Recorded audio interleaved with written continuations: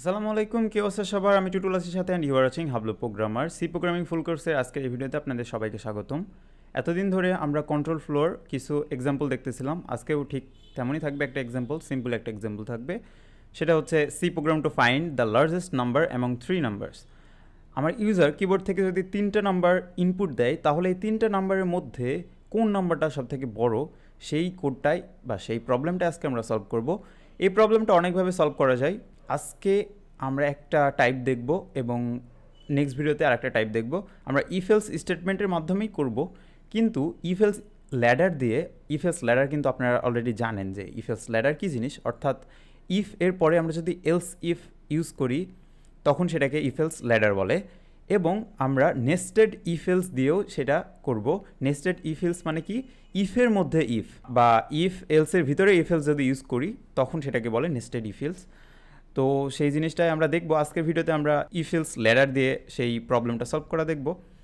তো শুরু করা যাক। সবার প্রথমে কোড ব্লকস ওপেন করলাম, ওপেন করে আমাদের বেসিক স্ট্রাকচারটা নিয়ে আসবো। কন্ট্রোল জে ক্লিক করলেই আমাদের বেসিক স্ট্রাকচারটা চলে আসবে। এখন কি করার পালা, যেহেতু 3টা নাম্বার ইনপুট নিব, ইন্টিজার নাম্বার, সেহেতু আমাদের 3টা ভেরিয়েবল নিতে হবে। সো টাইপ হবে হলো ইন্টিজার, n1 কমা দিয়ে n2 কমা n3, 3টা ভেরিয়েবল ক্রিয়েট করলাম। আমি আমার ইউজারকে কনসোলে কিছু একটা প্রিন্ট করে দেখাবো। সো কি করব, প্রিন্টএফ ফাংশন ইউজ করব। প্রিন্টএফের মধ্যে কোটেশন দিয়ে বলে দেবো যে এন্টার ইয়োর 3 নাম্বার। একসাথে 3টা কিন্তু ইনপুট নিতে পারি আমরা, সেই জিনিসটা আজকে দেখব। Enter 3 number, enter 3 numbers. Okay, ডান।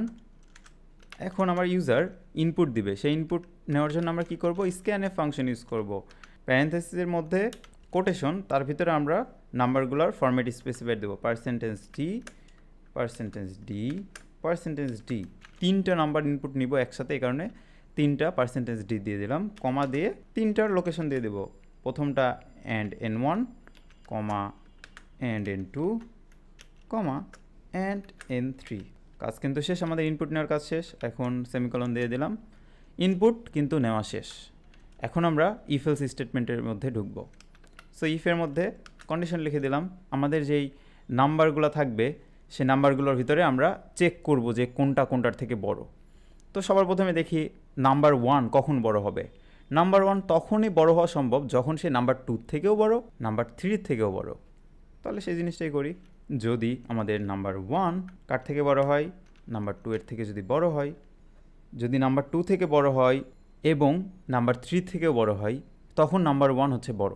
এখানে আমরা এবং কথাটা ইউজ করলাম। এবং এর জন্য আমাদের অপারেটরটাকে কি বলে, অ্যান্ড অপারেটর।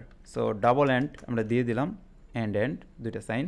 এরপরে দেখব হলো নাম্বার 1 যদি নাম্বার 3 থেকে বড় হয়, তাহলে সে এই ই ব্লকের মধ্যে ঢুকবে। কার্লি ব্রেসিসের মধ্যে আমরা বলে দেব যে প্রিন্টএফ ফাংশনে কি বলবো, আমাদের কোটেশনের ভিতরে %d মানে ডেসিমেল ভ্যালু, কোন ডেসিমেল ভ্যালুটা, is bigger or largest number, is largest, এটা লিখে দিলাম। কোন নাম্বারটা, আমাদের n1টা। সো দিয়ে দিছি, এবার সেমিকোলন দেওয়ার পালা। ওকে, সেমভাবে আমরা যেহেতু বলতেছি ইফ এলস ল্যাডার ইউজ করতেছি, সো কী লিখতে হবে, এলস ইফ। প্রথমে যদি আমাদের নাম্বারটা n2 থেকে বড় হয় এবং n3 থেকে বড় হয়, এবং যেহেতু ইউজ করছি তার মানে দুইটাই ট্রু হইতে হবে। দুইটা হাতের বাম সাইডে এবং ডান সাইডে, অ্যান্ডের ডান সাইডে এবং বাম সাইডে যদি ট্রু হয়, দেন বলবে যে আমাদের n1 বড় সংখ্যা। যদি এটা ইফ ব্লক যদি না কাজ করে, তাহলে এলসিফের মধ্যে আসবে। এলসিফের মধ্যে এসে বলবে যে যদি আমাদের নাম্বার 2 কার থেকে বড় হয়, নাম্বার 1 থেকে বড় হয় এবং নাম্বার 2 নাম্বার 3 থেকে বড় হয়, তাহলে কি ঘটনা ঘটবে, তাহলে বলবে যে আমাদের এই %c হচ্ছে বড় সংখ্যা। উপরে এটা কপি করে বললাম যে %c ইজ লার্জেস্ট। কোনটা লার্জেস্ট, নাম্বার 2 লার্জেস্ট। সো এখানে নাম্বার 2 ভ্যালুটা দিয়ে দিলাম।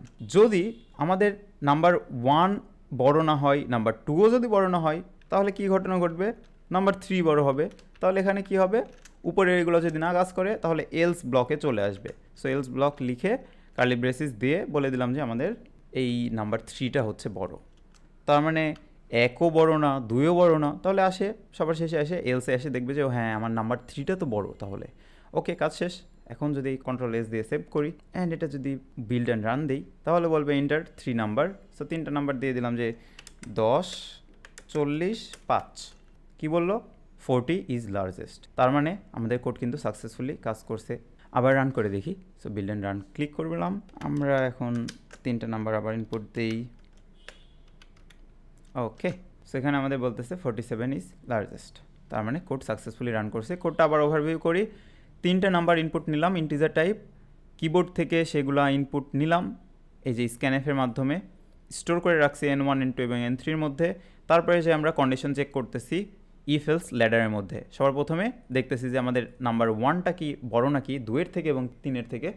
যদি বড় হয় তাহলে বলবো যে নাম্বার 1 হচ্ছে বড় সংখ্যা, নতুবা যদি নাম্বার 2 1-এর থেকে বড় হয় অথবা 3-এর থেকে বড় হয় তাহলে বলবো যে নাম্বার 2 হচ্ছে বড় সংখ্যা। আর এই উপরের দুইটা যদি না সত্য হয় তাহলে কি বলবে, ও আমার নাম্বার 3 তো বড় সংখ্যা। এই হচ্ছে কাজ। এখন আপনাদের কাজ হচ্ছে এই কোডটা করা, নিজে নিজে করা এবং আমাদের গ্রুপে এটা পোস্ট করা, পাশাপাশি গিটহাবে আপলোড করা, যাতে আপনাদের পোর্টফোলিওটা ভারী হয়। অ্যান্ড এই কোডটার ফুল সোর্স কোড আমরা গিটহাবের লিঙ্ক ভিডিও ডেসক্রিপশনে দেওয়া থাকবে, সেখান থেকেই দেখতে পারবেন। তো এই ছিল আজকের ভিডিওতে, দেখাবেন নেক্সট ভিডিওতে। নেক্সট ভিডিওতে আমরা এই সেম প্রবলেমটাই সলভ করব, কিন্তু নেস্টেড ইফ এলসের মাধ্যমে।